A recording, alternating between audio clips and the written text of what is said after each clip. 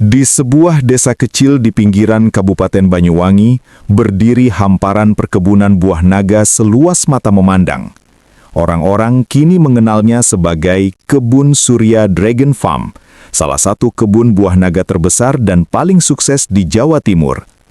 Namun sedikit yang tahu bahwa kebun megah itu dulunya hanyalah tanah gersang, berbatu, dan hampir tidak menghasilkan apapun.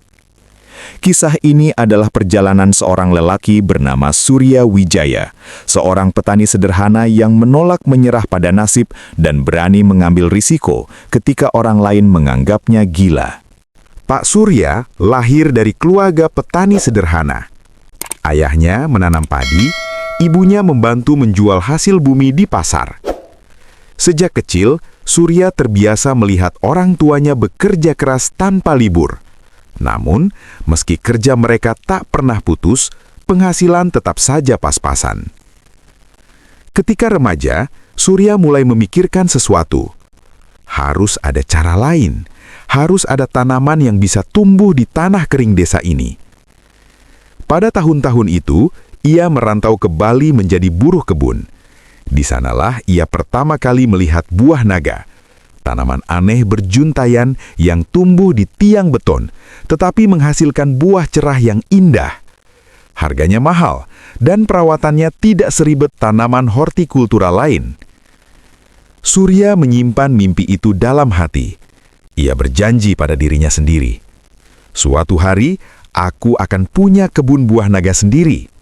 Setelah mengumpulkan tabungan sedikit demi sedikit, Surya pulang ke kampung.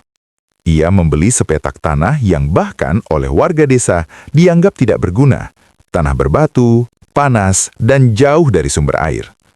Ketika Surya mulai membangun tiang-tiang beton untuk bibit buah naganya, banyak tetangga datang dengan tatapan heran. "Surya, kamu yakin tanah ini nggak bisa apa-apa? Buah naga, di sini panas sekali. Jangan buang uangmu, Sur." Tapi Surya hanya tersenyum. Kalau tidak dicoba, mana kita tahu? Ia memulai dari 200 batang bibit buah naga, jumlah yang sangat kecil. Setiap hari ia mencangkul, memotong batu, membuat lubang tanam, mengangkut pupuk, dan memasang tiang sendirian. Malamnya, ia belajar dari internet di warnet desa, membaca forum petani, menonton video budidaya, mencatat setiap detail. Musim kemarau menjadi musuh utama. Surya harus mengangkut air dengan jeriken dari sumur yang letaknya hampir 1 kilometer dari kebun. Kadang ia mengangkut belasan jeriken sambil menahan panas yang menyengat.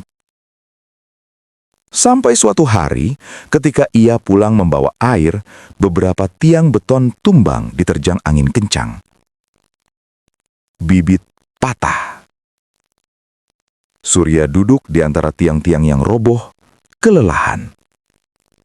Dalam hati ia bergumam, apakah mereka benar? Apakah aku memang bodoh? Tetapi ketika melihat satu bibit yang masih tegak berdiri, ia bangkit kembali. Tidak, selama ada satu yang tetap hidup, aku juga harus tetap berdiri. Ia memperbaiki tiang, menanam ulang bibit, dan terus bekerja. Perlahan-lahan, di tengah segala kesulitan itu, tanaman mulai tumbuh. Tahun pertama tidak memberikan banyak hasil, tetapi di akhir musim hujan muncul tunas, bunga putih besar, dan akhirnya buah naga merah pertama. Buah itu tidak besar, hanya sekitar 300 gram, tetapi bagi Surya, itu adalah simbol kemenangan. Ia membawa hasil panen pertama itu ke pasar. Pedagang-pedagang kaget. "Wah, Surya, ini buah naga dari kebunmu yang itu. Bagus sekali warnanya." Dalam waktu 2 jam, seluruh buah habis terjual. Kabar pun menyebar di desa bahwa kebun buah naga Surya benar-benar berhasil.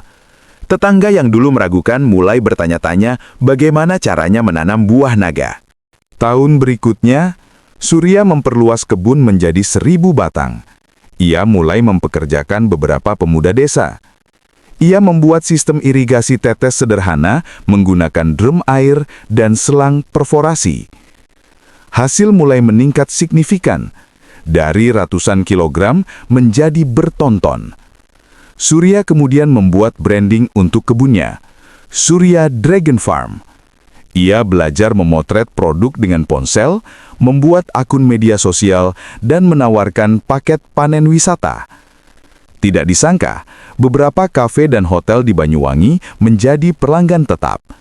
Permintaan semakin besar, harga stabil, pendapatan meningkat. Namun, revolusi terbesar terjadi ketika Surya mengenal teknik pemasangan lampu malam. Buah naga bisa berbuah di luar musim jika diberi cahaya tertentu di malam hari. Ini berarti ia bisa panen di saat harga melambung. Ia memutuskan berinvestasi besar memasang ribuan lampu LED hemat energi di seluruh kebun. Banyak yang kembali meremehkan, "Sur, listriknya pasti mahal. Kalau gagal gimana?" Tapi Surya sudah belajar dari masa lalu. Orang sukses bukan yang tidak pernah salah, tetapi yang berani mencoba. Dan benar saja, pada tahun pertama pemasangan lampu, hasil panen melonjak 2 kali lipat. Surya bahkan mulai mengekspor ke Singapura dan Malaysia lewat CV lokal. Semua kisah sukses punya badai. Serangan kutu putih menyerang sebagian kebun. Angin ribut merobohkan puluhan tiang. Karyawan beberapa kali keluar masuk. Belum lagi harga sempat turun drastis. Surya sempat kembali tertekan. Tetapi ia sadar, kini ia sudah tidak sendiri. Ada para pekerja, keluarga, dan masyarakat yang ikut merasakan manfaat kebun ini. Ia memanggil ahli tanaman, melakukan pemangkasan total, menyemprot ramuan organik, dan memperkuat sistem penyangga tiang. Tak hanya pulih, kualitas buahnya justru semakin baik. Kini, Surya membuka pelatihan gratis untuk petani muda. Ia membantu mereka mendapatkan bibit berkualitas dan mengajari sistem pemasaran. Banyak keluarga di desa mulai menanam buah naga di pekarangan mereka sendiri. Desa yang dulu dianggap kering, kini menjadi pusat agrowisata buah naga. Sekolah-sekolah membawa murid-murid untuk belajar tentang pertanian modern di kebun Surya. Media lokal datang meliput kisahnya. Di sebuah sore, Surya berdiri di tengah kebunnya yang luas. Tiang beton berjajar rapi, buah naga merah menyala di setiap sudut. Angin membawa aroma tanah yang dulu gersang, kini hidup. Semua ini, katanya sambil tersenyum, berawal dari satu mimpi kecil dan tekad untuk tidak menyerah. Kisah Surya bukan hanya kisah tentang buah naga. Ini adalah kisah tentang keberanian, kesabaran, dan keyakinan bahwa tanah yang keras pun bisa menjadi sumber kehidupan jika dirawat dengan cinta dan semangat yang tak pernah padam. Dan demikianlah, dari tanah gersang lahirlah kejayaan. Dari seorang petani sederhana, lahir inspirasi besar.